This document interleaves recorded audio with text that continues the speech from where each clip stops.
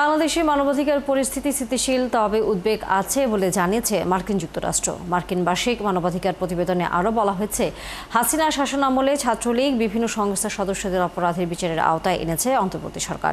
2024 সালের বাংলাদেশের পরিস্থিতি নিয়ে মঙ্গলবার প্রকাশিত এক প্রতিবেদনে এসব কথা উঠে এসেছে। সুফিয়ান ফারাবির রিপোর্ট। বাংলাদেশ নিয়ে ট্রাম্প প্রশাসনের প্রথম মানবাধিকার রিপোর্ট।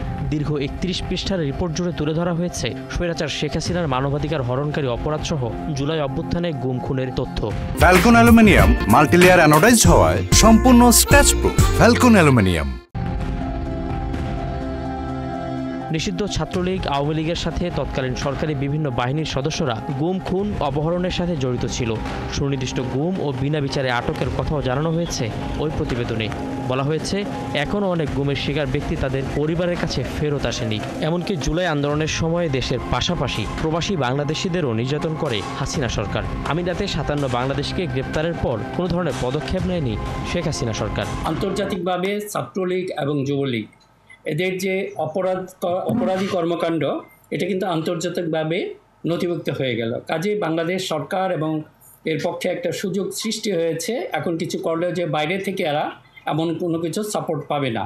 গেল বছর 5 আগস্ট আন্দোলনের মুখে দেশ ছেড়ে যায় শেখ হাসিনা। এরপর নোবেলজয়ী ডক্টর ইউনূসের নেতৃত্বে নতুন সরকার ক্ষমতায় আসে। স্টেট ডিপার্টমেন্টের প্রতিবেদনে বলা হয়েছে, বর্তমান সরকারের আমলে আইন শৃঙ্খলা ও মানবাধিকার পরিস্থিতি স্থিতিশীল রয়েছে। যুক্তরাষ্ট্রের সম্প্রতি প্রকাশিত প্রতিবেদনে স্পষ্টভাবে উল্লেখ আছে। এই প্রতিবেদনগুলিতে যে উল্লেখ আছে, এটা আমাদের ভবিষ্যতের জন্য একটা দলিল হয়ে থাকবে। কিন্তু এখানে আত্মতৃপ্ত হইলে চলবে না, কারণ আমাদের দরকার একটা আইনগত তদন্ত প্রতিবেদন। মিডিয়া, অধিকার কর্মী দমন, বল প্রয়োগকারীদের দায় মুক্তি দিয়েছে শেখ হাসিনা সরকার। তবে হাসিনার আমলের অপরাধীদের বিচারের আওতায় এনেছে বর্তমান সরকার। সব পক্ষের মত চর্চায় ও স্বচ্ছতা বজায় রেখে শাসন চালানোর বিকল্প নেই বলেও প্রতিবেদনে উল্লেখ করা হয়েছে।